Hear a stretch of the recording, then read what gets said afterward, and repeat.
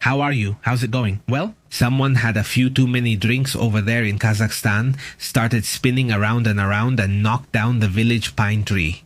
This happened in Saryagash, Kazakhstan. Well, this young man told the police he was trying to drive around the tree, but he lost control. And the vehicle, well, it just crashed into it. And well, in another image, also surprising, you can see these floods in Morocco. Look, a desert country in North Africa, but with heavy rains. And well, have there been these floods in other regions of the world as well? Well, so in light of this, right? There, on the Mexico-United States border, they shoot down a drone. They show how they shoot down a drone. And well, according to the reports, this drone was carrying some kind of illegal substance. There's the moment when they shoot down this drone, according to what an agent reported. Well, those are the ones who watch the border, right? Basically, it's just part of what's happening there. It looks like it's carrying a package, apparently. Well, that's what they're showing, at least in this image. Another important situation, check out what the Pope says. Let's listen. Obviously. Things that make me very sad these days is the fact that apparently Russia has refused Russia. Well, Russia would have refused to have a truce at least on the 24th and 25th, as had been requested. They had asked for the 24th and 25th. Let people celebrate Christmas. Don't bomb civilians, don't bomb anywhere, and don't shoot. Russia has completely rejected it, he says. Without a doubt, one of the things that saddens me the most these days is that Russia has apparently rejected the request for a Christmas truce. Once again, I call on all people of goodwill to celebrate, at least during the festivities of the Savior's birth, a day of peace. Maybe they'll listen, and there will be a day of peace worldwide, 24 hours, he told the press. Well, that's what Pope Leon XIV says. Also, in another situation, another image, a fire was reported in the Hacienda Jardín neighborhood in Tutepec, state of Mexico. Emergency services reports say homes near the Cuautitlan border were evacuated. This is also shown, well, this thing that you see constantly, right? This time in Saratov, at a refinery that was also reportedly attacked by Ukraine at this moment. The idea is to try to weaken the Russian energy sector to stop, but also to encourage the war. Well, another image that is surprising today is this. Precisely, speaking of that same war, Ukrainian drones reportedly attacked a rubber plant in Yerefrebov in the Tula region of Russia. Also, another image that draws attention is this. Let's listen to this comment. Subscribe to the channel.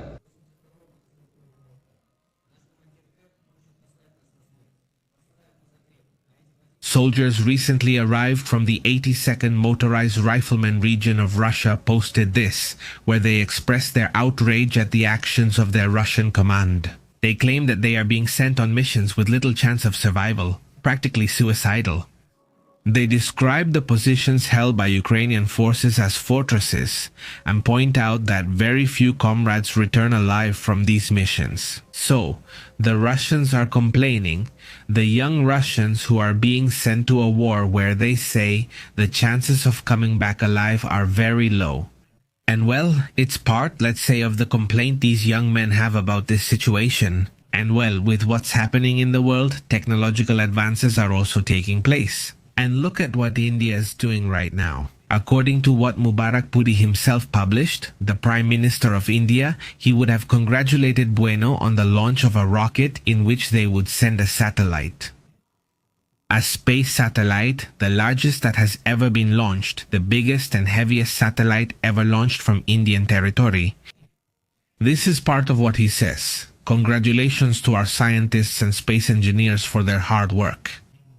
According to the report, he says, India continues to soar high in the space world.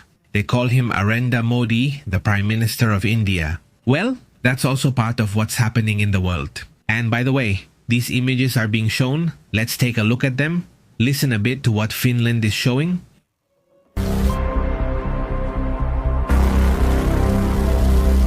Well, Finland is showing these training sessions. And starting in 2026, according to reports, from 2026, the military presence in that country will be greatly increased. Finland will expand its reserve force to 1 million. The government will raise the age limit for reservists from 60 to 65 years old. So if you are 65 years old or younger, you can be a reservist in Finland, obviously if you are Finnish. Starting January 1, 2026, 125,000 reservists will be added over the next 5 years to strengthen national defense, according to what they have announced. Well, it's part of what Finland shows also. Well, you can see this image. Check it out. He is Howard Buffett, a businessman. He's not Warren Buffett, but Howard Buffett, another American businessman who has shown this image. It was shared by the Ukrainian police. There are foundations involved, like the Howard Foundation or the Howard Buffett Foundation, where what they do is give money to help move people who are at risk. Howard Buffett, together with the police officers, was able to evacuate 200 people who are in dangerous areas in the Kharkiv region. During the visit, Mr. Buffett personally participated in the evacuation efforts and witnessed firsthand the devastation caused by the war with Russia.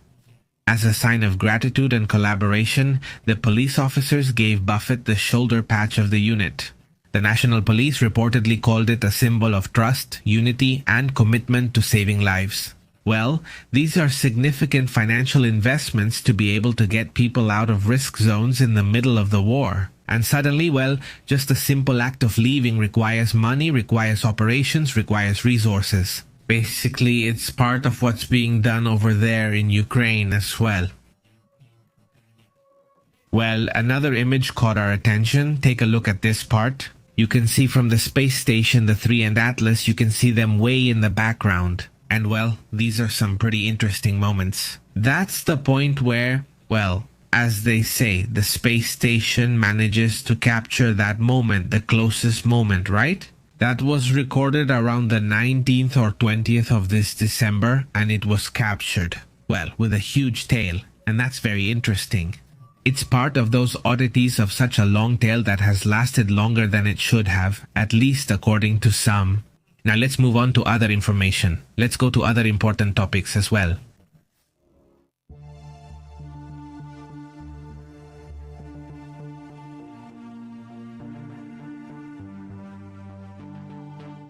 Let's discuss current world events and soon cover what modern noise says. Do you remember this man from Africa who says a flood is coming in the next few hours? He says the planet will be completely flooded. We'll talk about what he's saying in a moment, and we'll also talk about what happened in Taiwan, the huge earthquake that happened in Taiwan. There are also images of what's happening at the volcano and the WEA, which is also shooting out some tremendous lava fountains. Very interesting. Honestly, the images are very interesting. But we've been showing you several important things happening around the world. How gold has skyrocketed impressively, the value of gold reaching another all-time high. Here we saw the image. I don't know if you can see it. There it is. Look at this line right here. That was the previous all-time high in October, and now there's another all-time high. But that's not all. It's platinum, silver, copper, all these kinds of commodities that have been skyrocketing. And there are several reasons why these movements are happening. Gold is breaking all the historical price records and is pulling the other metals up with it. Global uncertainty, they say. The chaos happening in many geopolitical issues has caused distrust. Gold is breaking all the records and pulling the metals up. Global uncertainty, the weakness of the dollar, and the rise of AI are pushing precious and industrial metals to historic prices. At the end of 2025, metal prices are seeing an explosive close, with gold, silver, and copper reaching all-time highs, according to the analysis by Agence France Presse. Agence France Presse says the following. Let's see. Gold and silver are once again serving their traditional role as safe haven assets. Geopolitical tensions from Gaza, Ukraine, and other countries are putting pressure on the United States and Europe. The issue of Venezuela and other regional matters also draw attention. The artificial intelligence bubble. And the uncontrolled growth of public debt in the United States, Japan, and other major economies has made gold a more stable safe haven. On the other hand, the dollar continues to lose its shine. Traditional safe havens like the dollar or United States Treasury bonds have lost their appeal.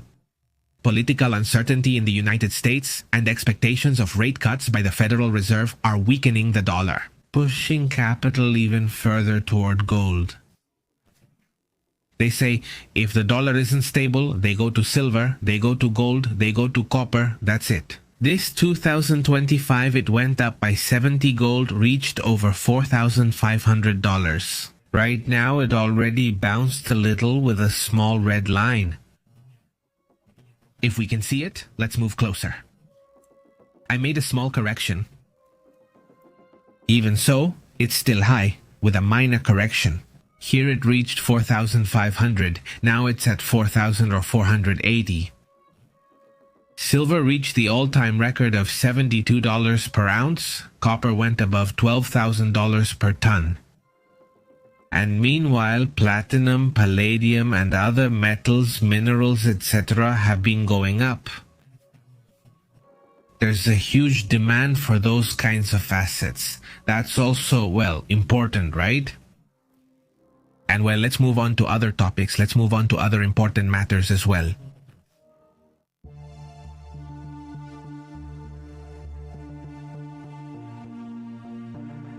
The 20 points of the new plan from the United States and Ukraine for peace have already been presented, which have already been submitted by Vladimir to Vladimir Putin. So let's go into the details of what is known, of what has been published right now in these 20 points. Yes. Let's put it up here on the screen.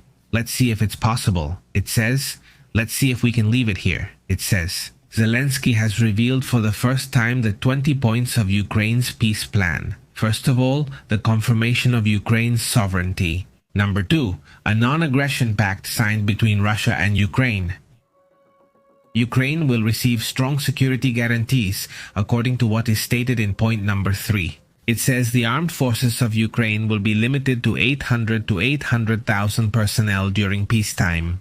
That would be the limit, let's say, for the country. It couldn't have more soldiers. The United States, NATO, and Europe are going to provide Ukraine with similar security guarantees. In articles similar to Article 5 of the Charter of Notes, basically there would be an Article 5 but made for Ukraine. In the event of a new invasion by Russia, there would have to be a new military response and the reimposition of sanctions against Russia. So, if they attack Ukraine, in the future European countries, NATO countries, and now including the United States, would have to get involved. Russia, he says, enshrines a policy of non-aggression toward Europe and Ukraine in all relevant legislation. So, Russia is committing not to attack Europe, but it's not committing not to attack Ukraine. Ukraine becomes a member of the European Union within a predetermined period, with a fixed accession date. There is also the formation of a global development package that will be defined in a separate investment agreement. Thank you. Several funds will be created for Ukraine's reconstruction, totaling $800 billion. The agreement also allows free trade between the United States and Ukraine. Ukraine will not seek nuclear weapons. That's also commitment number 12, says the Zaporizhzhia nuclear power plant. No concessions. The United States is proposing a trilateral arrangement with a key role for the American side. Kiev's option is a joint management between the United States and Ukraine over a base. On the other hand, number 13 as well, the introduction of educational programs in schools aimed at developing tolerance, intercultural understanding, and the elimination of racism and prejudice. Number 14 would also be a territorial issue. Ukraine's proposal is that Russia withdraw to the regions of Dnipropetrovsk, Nikolaev, Sumy, and Yarkov in the regions of Donetsk, Lugansk, Zaporizhzhia, and Kherson. Does the principle of "we stay where we are" apply? Yes, Russia demands Ukraine's withdrawal from the Donetsk region. The United States proposes a compromise in the form of a free economic zone if no agreement is reached on the principle of "we stay where we are." The option of a free economic zone will only be possible through a referendum in Ukraine, which must be put to a vote, according to the document. Now, Russia and Ukraine commit to not modifying the agreements by force. That is, not modifying the agreements by force, not modifying the agreements by force. Russia will not obstruct Ukraine's use of the Dnieper River and the Black Sea for commercial activities. The Kimber coastal strip will be demilitarized according to what this point number 17 says. An exchange of all prisoners, this time both from Ukraine and Russia, prisoners of war, had to be returned. Also the return of civilians, children, and political prisoners as well. Ukraine commits to holding elections as soon as possible after the agreement is signed. Also, the agreement will be legally binding and supervised by the Peace Council, chaired by the United States. Also, once all parties agreed to the established conditions, it will be delivered and come into force immediately. The region. A total ceasefire regime will come into force immediately, meaning that the moment this is accepted, a total ceasefire will begin. That's the proposal. There are points in favor of Russia, there are points in favor of Ukraine. That's what would have been achieved right now. Has this already been presented to Vladimir Putin?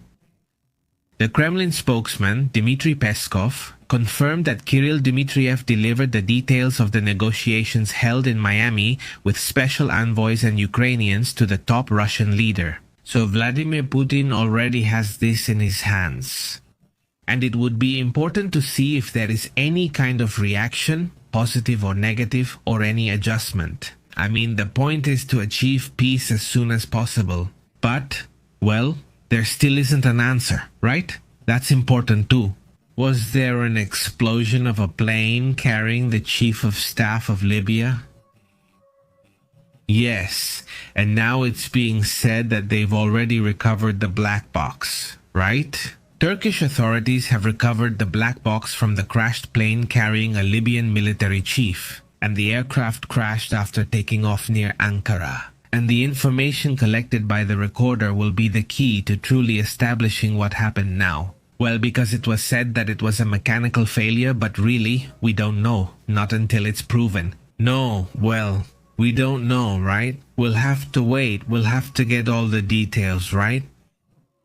So, but we'll be paying attention to see what's happening, right? What's happening? In that sense, if there is or was a real mechanical problem or something else, that too, well, we'll have to get the details. No, let's move on to other matters, other important topics as well.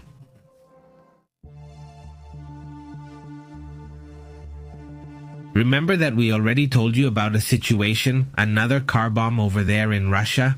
Yes, where, well, some police officers were shown in the area last night, etc. On the same street where there was an attack against a general. Well, they're investigating. You know what now? 3 people are believed to have died in the new attack. Right in the Russian capital, it was really close. From the site of the attack that killed a top Russian general. 2 police officers and another person were killed.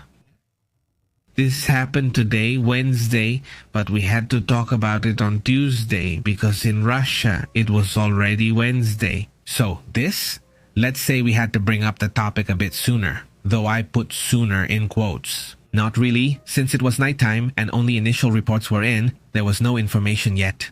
If you recall, last night I only knew a car bomb had exploded, not what happened.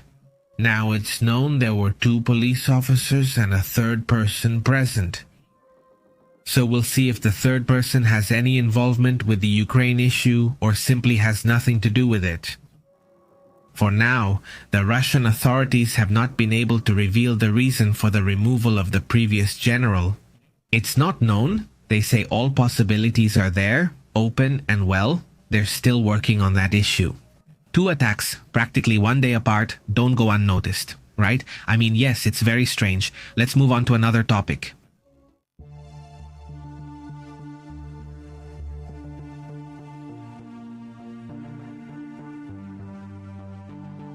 Well, it's surprising once again. These so-called lava fountains are impressive.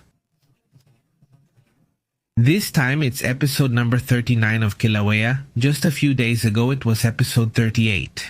Well, now the fissure. Both in the north and in the south, impressive lava fountains are erupting. The height of these lava fountains is 210 meters, just imagine, 210 meters. One of them isn't the largest, but it is among the largest. We're talking about lava fountains the size of tall buildings, even bigger, for example, than the Torre Latinoamericana in Mexico. Isn't it? I mean, come on, it's impressive, right? For example, the height of the building. This Rockefeller, for example, is already quite famous in the United States. It's 259 meters tall. This one is 210 meters. It almost reaches the height of the Rockefeller. For example, right? I mean, it is impressive, isn't it? Or, for example, the Eiffel Tower. Well, it's also a little less than 300 meters or almost 300 meters. That's how tall the Eiffel Tower is. Imagine seeing the Eiffel Tower just a bit taller than these lava fountains. Right? I mean, yeah, it's amazing. Now, what's been happening? What do they expect for the next few months at Kilauea? First of all, it's important to say that this is a volcano that usually shows activity in cycles. Yes, so this area in the Pacific in Hawaii usually shows both significant seismic activity and, well, these activities from Kilauea. For now, you can't get much closer to the area to avoid getting near these sources of lava. The Kilauea volcano, the most important volcano. Over there, what's it called in Hawaii? Well, it's showing not only a lot of activity, but even seismic activity. No, that's something we also have to consider. And among the most interesting facts about Kilauea and all this activity it's had. It's not only one of the most active volcanoes, but they say it's the largest in terms of how the activity presents itself. They say the eruption has been intermittent for decades. The name Kilauea means the spitter or the one that throws out. Yes, obviously in Hawaiian it's associated with the idea of expelling fire or lava and rest. I mean, this is something normal for them. I'm not sure they even report it. This volcano doesn't depend on tectonic plates. Colliding, Hawaii moves, but this is lava. It keeps coming out of the crater. Emauma once had a visible lava lake, something that's extremely rare on the planet. Also, well, they say this can have effects on other islands because the activity can get pretty intense. The lava can reach about 1,150 degrees Celsius. And luckily it's a volcano that's not explosive, a volcano that does spew a lot, but it doesn't explode like other volcanoes like Yellowstone could, for example, or other volcanoes. So, well, given this activity, it really draws attention. By the way, within these episodes, you could say that, in quotes, it's a bit normal, what you usually see. Right? Of course, it can go months in peace and then all of this comes back. They're not like cycles, as I said, no. It doesn't have much ash output, for example. No, that's important. Although it can produce toxic gases that can affect the lungs, that can affect the local climate, for example. Yes, that also has to be considered for the people who live in that region, right? Kilauea, Popocates, Semero, etc. Volcán de Fuego, they're not volcanoes like the one in Guatemala, but these are very active, alive volcanoes, right? They are constantly generating either fumaroles or eruptions, or in this case, lava fountains. Impressive, right? Now let's move on to other important matters. And we told you what happened over there in Taiwan, right? And what's also been happening in Africa. With this Noe who claims that, well, the end of the world is already here, that in fact it's about to arrive. For them, according to their view, we'll talk in a moment about how many ends of the world we've lived through, right? Let's move on to other important matters.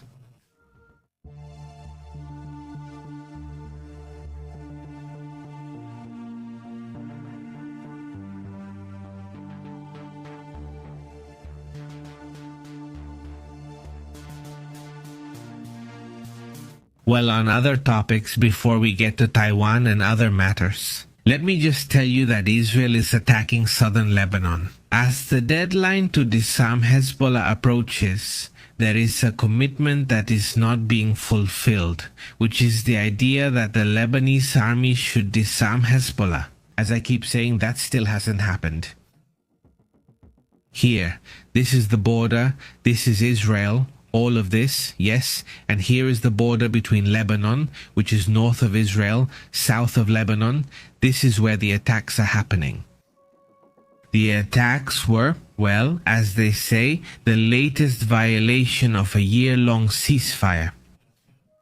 They targeted what Israel called Hezbollah sites, meaning depots and bases. All of this?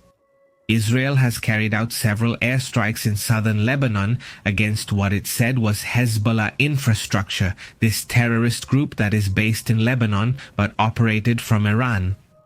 As the New Year's deadline approaches for the Lebanese state to completely disarm, and I don't think they're going to do it. I mean, there's very little time left. It's already December 24th. There are only a few days left to fully disarm Hezbollah, but it doesn't look likely. Israeli warplanes bombed the Umin Valley, Guadalajara, and also Namarilla in the southern area of Nebatyet. This happened this morning, Israeli time, on Wednesday the 24th. Residents reported that Israeli drones continued to fly over the area and other areas in southern Lebanon and the eastern Bekaa Valley after the attacks. Well, it's part, let's say, of what life is like in the Middle East. Since there is no calm, there is no peace in these times either. That's how things are, so let's move on to other topics. What's happening in Taiwan with this quite intense earthquake?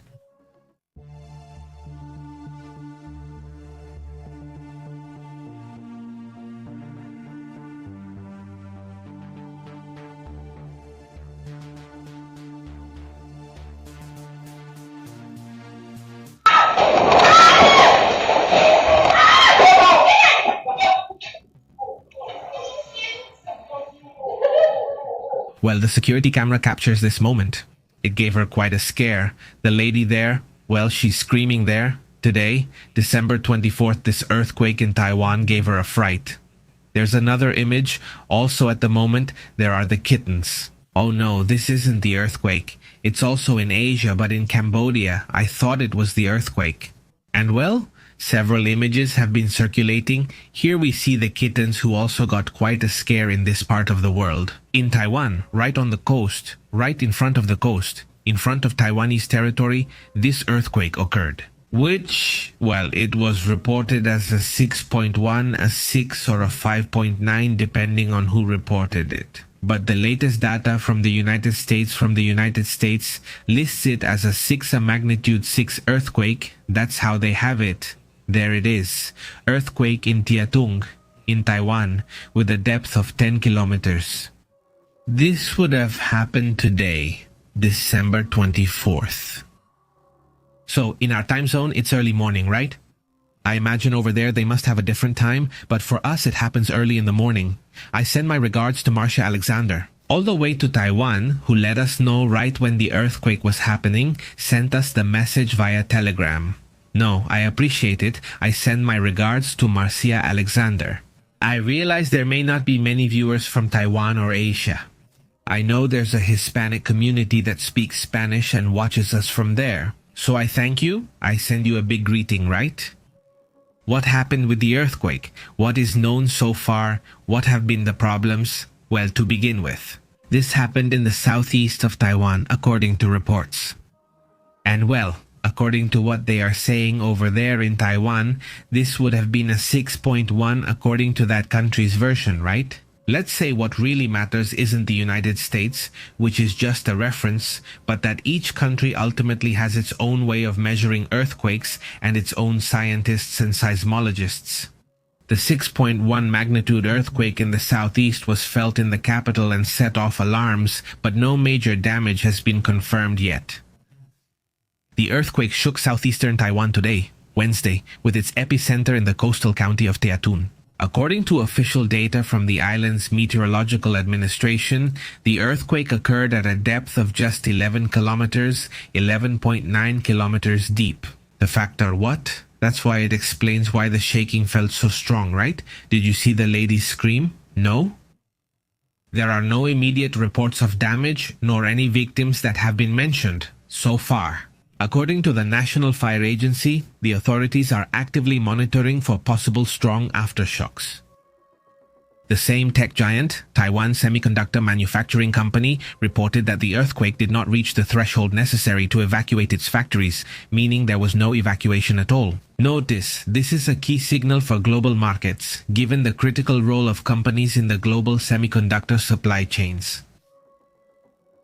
Well, with no immediate interruptions, production continues, so there's no drop in semiconductor values either. Taiwan is located near the convergence of two tectonic plates, which makes it one of the most seismically active areas in Asia. We have to remember that in 1999 there was a 7.3 earthquake in which 2,000 people lost their lives. In 2016, there was also a strong earthquake in which 100 people lost their lives. So, these are areas of the world with high activity and the potential for huge earthquakes, but also with a pretty solid infrastructure. They've improved it in recent decades, precisely because of what has happened in the past, so they've been working on infrastructure, they've been working on prevention, and well, that's how it is, right? There it is. Well, the topic that's not important for the world. By the way, which areas have been the most active? Since we're on the topic of earthquakes, which areas have been the most active? At this moment, as you can see, well, nothing surprising, really just a few earthquakes. So, after that, there was another earthquake in Guam. Basically, this one wasn't very strong, just a 5.3. Let's update it to see if it stayed there. No, it's not that small. 5.7 give or take. Yeah, there you go. So that's the activity that has happened around the world. If we look, well, it's part of it. I mean, these earthquakes, but here it is. These earthquakes near Guam are also part of the Pacific, not the famous Ring of Fire. That's where Taiwan, the Philippines, and this earthquake in Guam are. Yesterday or the day before, there was a seismic zone, a swarm zone in that area. Several magnitude 5 earthquakes, likely aftershocks from the recent magnitude 7 quake. Do you remember? And then there's this Kamchatka area, which has also had quite a lot of activity in the last few months, right? There have also been both volcanoes and earthquakes in this area, in the southernmost part of Kamchatka. This Russian area facing Japan has also had quite a lot of activity. And of course, let's not forget what's happening in Alaska, right? Which has also had a lot of activity. We've already mentioned it. This is a very normal area, what's here, although what stands out is what's happening both near Anchorage and this movement we've been observing, which is this little part of a swarm in an area where these kinds of swarms aren't that common, right? And from what we've seen towards California, well, what has been observed is this area of San Francisco. Specifically, it's called San Ramon, I think, or Don Ramon. No, not Don Ramon, right? But anyway, I've had activity in this area, or Ramon. I don't think it's called San Ramon. Look, it's right here in this area where it happens. Although the earthquake is here now, there's been a swarm in this area too, which has also been drawing attention. If we look at the last week and include all magnitudes, this is the area that has shown significant activity. Let's say no. I mean, well, it's this one. Look, here's San Ramon. San Ramon, there it is. Look, San Ramon, that's right, a lot. I mean, there's been a lot of activity in a small area over the past week, right? That's how things have been in the last 7 days, right? By the way, a huge greeting to the community here. A big hello to everyone watching us on replay. I know some of you are on holiday right now, but look, here it is. Mars Alexander, how have you been, Mars? Thanks for your report. This was really early for me. It was dawn and I was like, what's going on? I thought there was an earthquake. I said I wasn't going to do anything else, and I said, well, thank you for the report, Mars. We're always there, paying attention through television, Telegram, so if you want to join the channel, I also receive your direct messages there. Let's go then to what the modern Noe says, who's basically saying goodbye to the world. Let's get to that.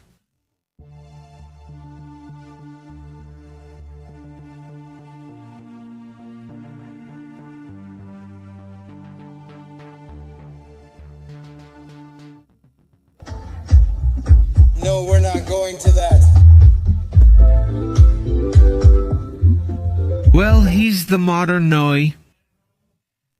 Basically, they call him the Prophet Ebonoa. I mean, his name is Ebonoa, and he claims to be a prophet.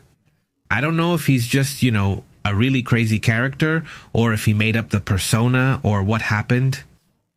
He definitely attracts attention, mostly for one thing. I mean, he promised, right? He promised that the end of the world is right now, at this very moment, right? I mean, let's see what reason deceives, what reason wins, what time wins, what deceives.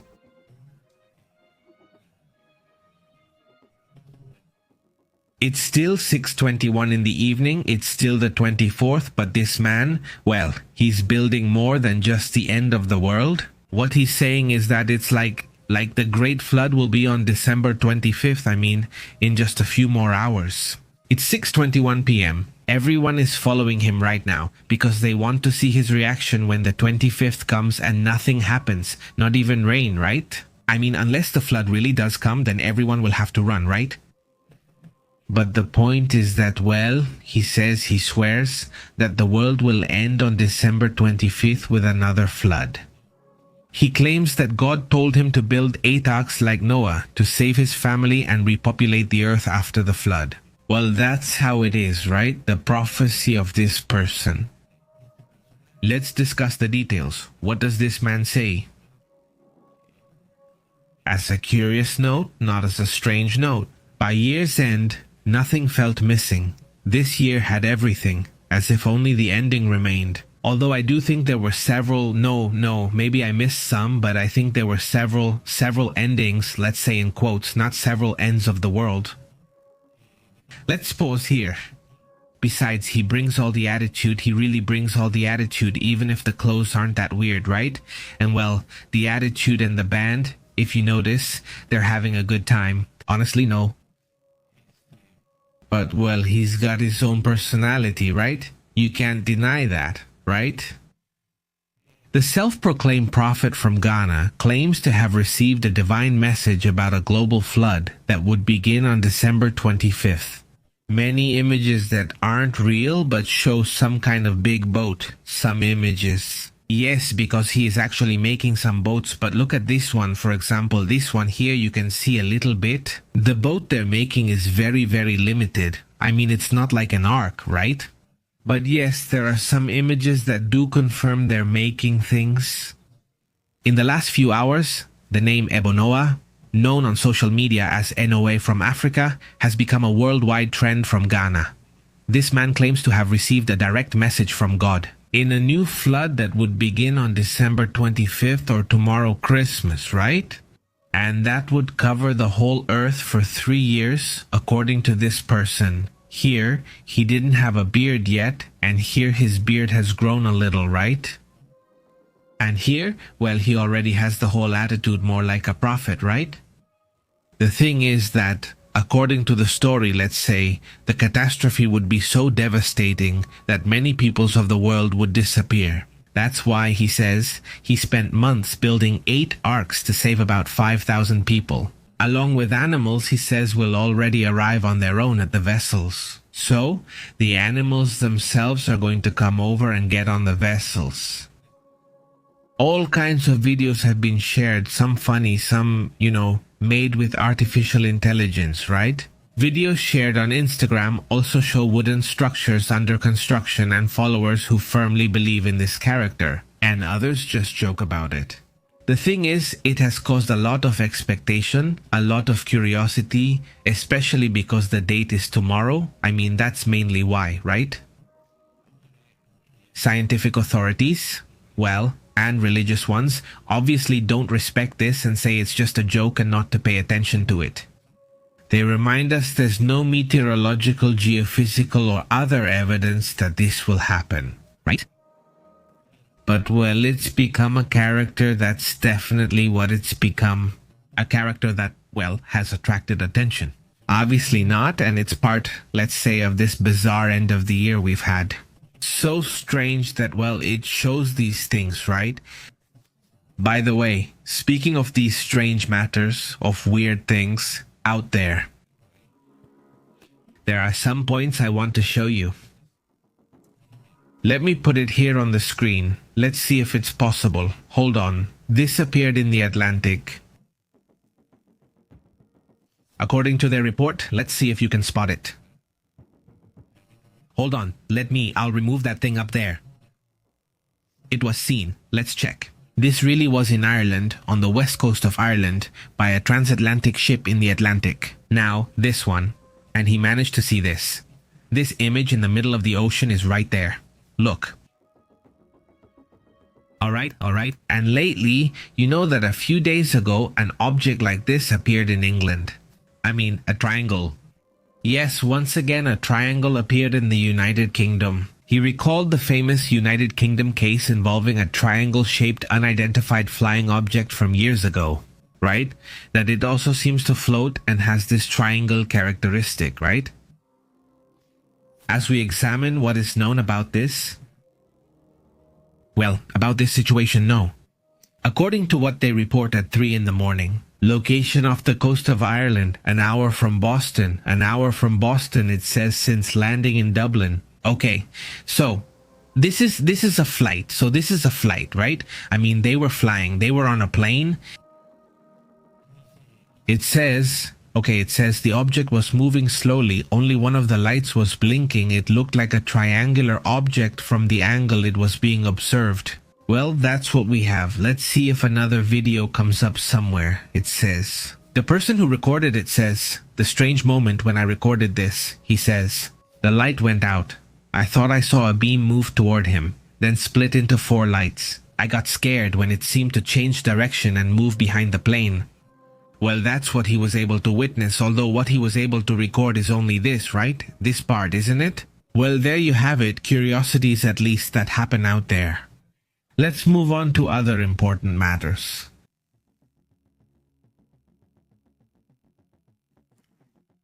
Let's go. So to other topics. Notice that another one of the most interesting matters as well. Isn't it true that right now the Quds Force has been seen, is getting closer, and has been supporting Venezuela? To Maduro? Let's get into that and see what's happening. But obviously, it starts to be concerning that there are other military forces operating inside that country.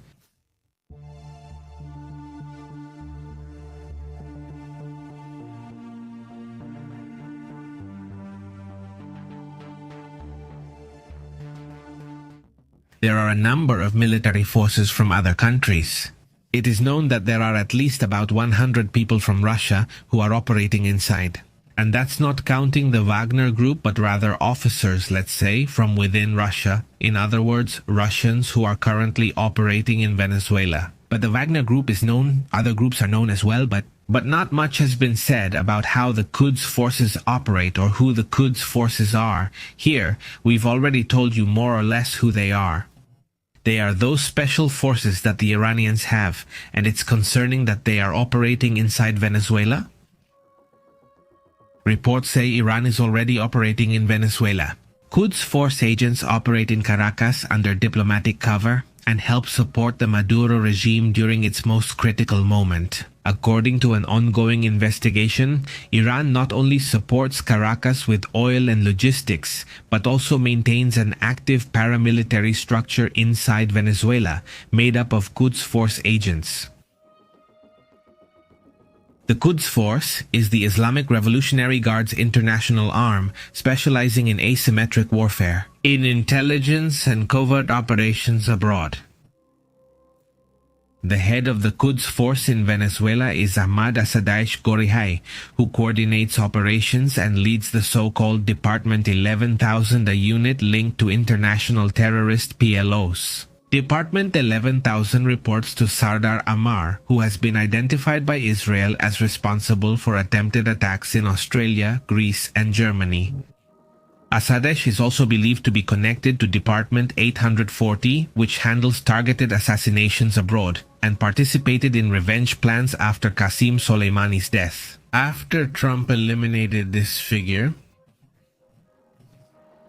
let's just say they already have experience in international matters. At the same time, Asadej currently serves as the director of the Iran Latin America Cultural Association. He uses, according to him, research as a front to infiltrate the area. Another method they use. Another codename would be Mostafa Zangagai, a Quds agent with diplomatic cover at the Iranian embassy in Caracas. With a past as a spy in the Middle East and linked to the Houthis in Yemen, he also appears as an important figure. He frequently appears alongside Nicolas Maduro at public events, official tributes, and religious ceremonies, which confirms his closeness to power. Flights between Caracas and Tehran are also constant, and with them, other Iranian agents with alleged ties to the Ministry of Defense and the Revolutionary Guard travel as well. Among them is Adi Ghaini, an Iranian state broadcaster IDIB operator, identified as a historic link to Hezbollah, Hamas, and Iraqi militias. The investigation concludes that despite this presence, Iran has a limited real capacity to defend Venezuela. Being 11,300 kilometers away doesn't help this group to be able to operate. They argue Iran is not just a distant ally but an active presence in Venezuela. However, the support would probably be merely symbolic. They couldn't operate on a large scale even if they wanted to. Besides, they would be directly entering into an armed conflict with the United States. On the other hand, right now there's a report that I also find, well, very interesting. What's happening with NATO? Let's discuss.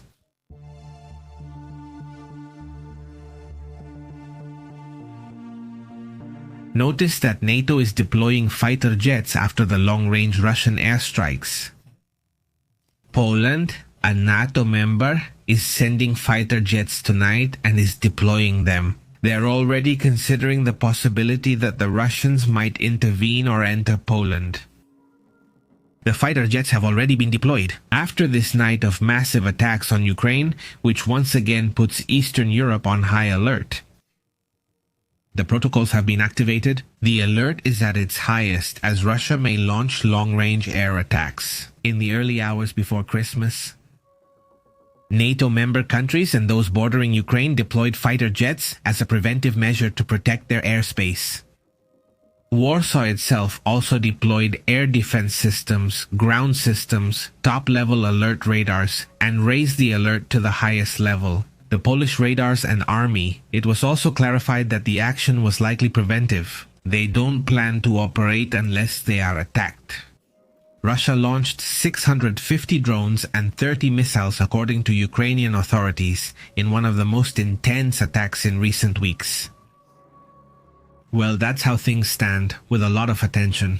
Romania, another NATO member, also detected unidentified aerial objects near its border and issued civilian alerts in those areas. That's how things are. In Romania, they're handling it a bit more calmly, aren't they? What about the maximum alert? Still, right? Well, it's like a medium alert, let's say. That's how this situation is being experienced. By the way, watch out for what's happening in California. Right now, the blackouts have returned. California has 140,000 customers. This could be equivalent to roughly 300,000 to 500,000 people without electricity in California. At this moment, the problem had already been resolved, but the bomb cyclone condition is still affecting things, right? Right now, there are very windy and rainy conditions in many parts of California. And what's coming, right? What's next for the coming days, right? If we look at the satellite image with a 15-minute difference, that's what's over California right now, yes. I mean, thinking, and over Oregon, over Nevada, over Washington, over Canada. I mean, a huge chunk of cloud plus with enormous amounts of wind. Heavy rain is expected in that part of the western United States. A lot of rain, a lot. So, and this is going to accumulate over the next few days, right? If we look at the last 24 hours, how has this atmospheric river phenomenon, the bomb cyclone, behaved? Because of all this, since it seems like all the phenomena came together there. And because of this winter storm, so to speak, since it has been a bomb cyclone, well, it was announced a couple of days ago, right? There we can see the amount of rain, which is also reaching Baja California. Mexico, yes, in the last 24 hours, but it intensifies in the United States. It intensifies in the western states, although it's also moving toward the states, for example, the Great Lakes. No, or the states that are here, Chicago and all those states, well, they also have this whole area. Heavy rain activity, at least in some of these areas, and more rain, more water is heading that way in the next few hours. For the next few days, right? So be aware of that as well.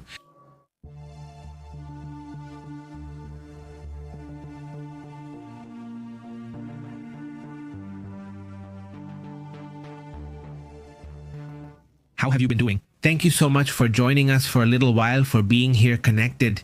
Thank you so much to the whole community that's with us. Thank you to everyone who's here for the first time. Thank you for subscribing.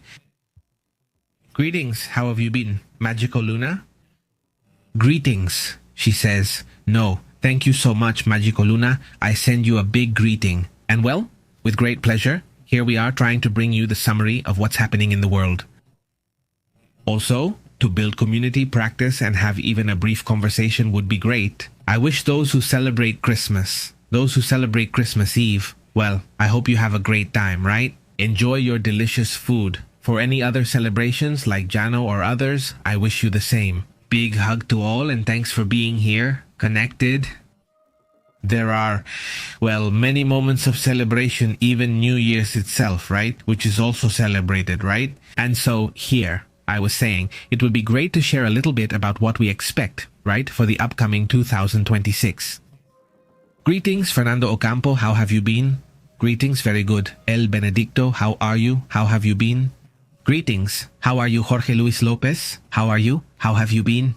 Greetings to Oaxaca, Mexico, very good. Adrian Gilbert. Greetings to Spain, how are you, Adrian? How have you been? I hope all is going well. The other day I remembered there's a song that I don't know how I came across, but I play it sometimes and we have snacks. I heard it on YouTube. I mean, someone uploaded a video on YouTube and I said, I have to have this in my car to play it, right? And it's someone from the countryside who suddenly starts saying something like, I went to the countryside. But is it someone like that? I mean, it's someone who started singing there with their cell phone, right? Something like that, right? And then someone kind of put some music to it and they gave it a little touch. And it's really funny, right? I visited the countryside. I'm not sure if you've seen it. Maybe I'll show you tonight. It's really nice. And it's someone from over there in Spain, not someone from somewhere else. That's what they say. Well, I imagine it went viral or something, because when I came across it, it already had a ton of views, it says, Nicole. And Frank, also from Spain, says, good afternoon. No, good evening over there, right? He says he's cooking while listening. We wish you all a beautiful night, he says. A beautiful Christmas Eve, wherever you are, and may the light in your heart shine with love. Frank and Nicole, thank you very much. Same to you, Frank and Nicole. And now, enjoy this dinner, right? Great, Benedict, he says yes, the typical triangle. Greetings, Benedict, he says. Saul, how are you?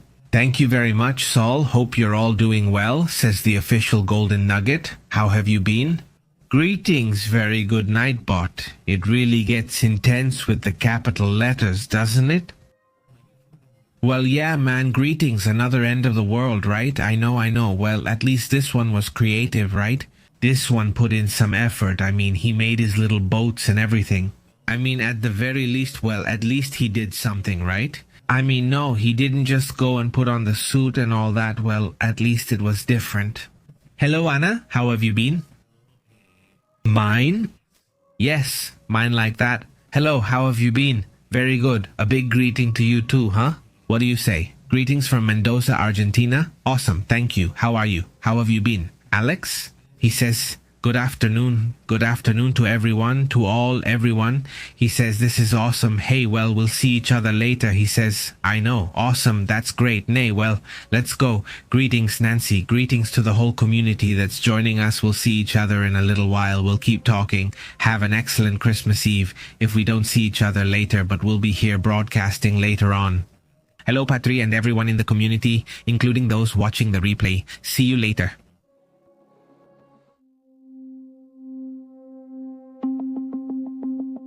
Thank you for watching the PP News Live, where the events of planet Earth and space secrets are analyzed like nowhere else. Thanks for subscribing.